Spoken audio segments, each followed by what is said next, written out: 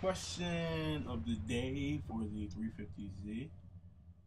How do you keep your 350Z in good standing? You've hit 200,000 miles, or over 200,000 miles. I think I'm about at 208,000 miles on my 350Z, and it's still running strong. And I plan on not selling the car at all. I'm in love and all. Okay, so get to the question. Um, what was the last question? What do I do to my 350Z? How did my 350Z? How is it at 208 miles?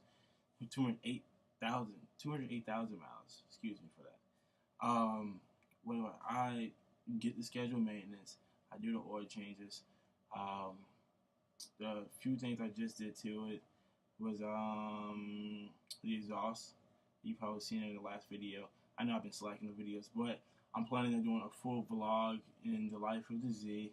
I'm probably gonna get the whole car carbon fiber wrap, the whole entire Z, or wrapped in chrome, and keep my gold Vossen wheels on it.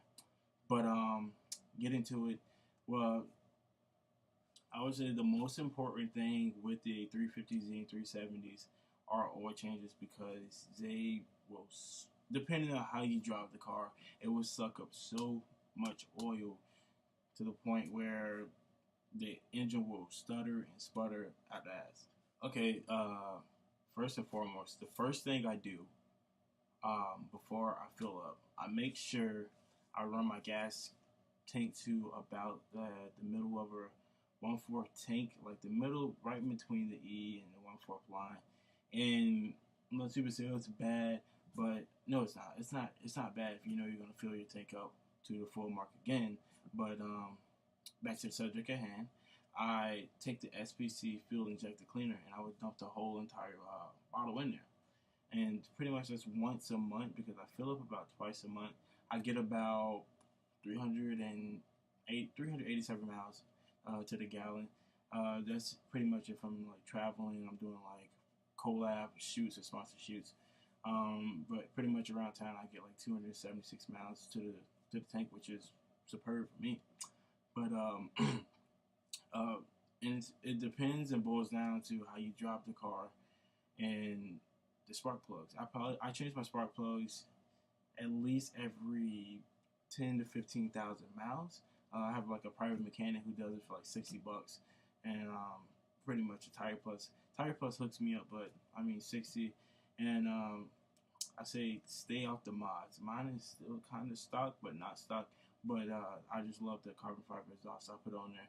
It's a carbon fiber boiler, or and I got the APR spoiler on there, which is pretty much the only upgrades I did to it. Also adding on the depot headlights I put on there with the DRLs in the front. Now, the what I found to be the most important thing with the 350Z is that the air filter. I tested it out. I put a really dirty and moldy air filter in there, and the car ran like complete shit. Like complete shit. I mean, at idle, the whole car will stall. It stalled out. It didn't always stall. I was idling about 500, I believe, and I got the highest air filter kit on the market. It's not even expensive. I think it was like $35, and it's rewashable. And my idle is about 1,200, and my fuel economy has went up. I think I get about 405 miles to the tank, about that range. But that's still superb as long as I'm over 250. Um, and what I believe the most important thing is like the Z, that quick. It has such a quick takeoff in first gear, and the way you save, and build the engine and like engine strength is the oil changes and spark plugs. And third and foremost is don't pedal to the metal from like red lights to stop red lights, and that prolongs the engine life and the bearings within it. You're not like, as soon as you pedal to the metal, that's popping all kind of O-rings. It's making O-rings as high, it's making O-rings expand, and it's causing oil leaks in the gasket, causing blown head gaskets. I mean, I do mixed driving, when I'm feeling fun, and like if I hit a curve and there's no cops, I'll probably pedal to the metal in third gear and just slow it down after like 10-15 seconds because I love the car. Last and not least, I had one more.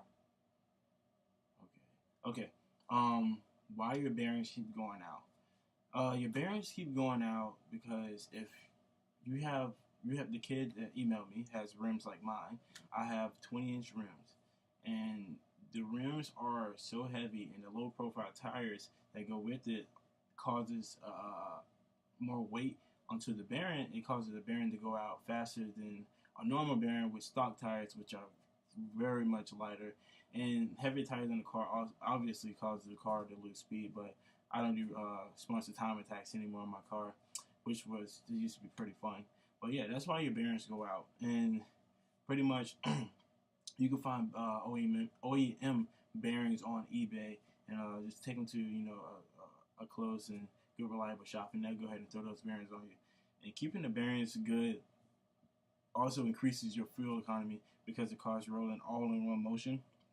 Like say if you have 4 bearings, you only push one, the car's not actually moving and the wheels aren't spinning at the same rotation, which causes the engine to lag. And you can also feel that because it happened to me one time. I replaced, I think, my back right bearing out of just all of them, and I could feel the lag in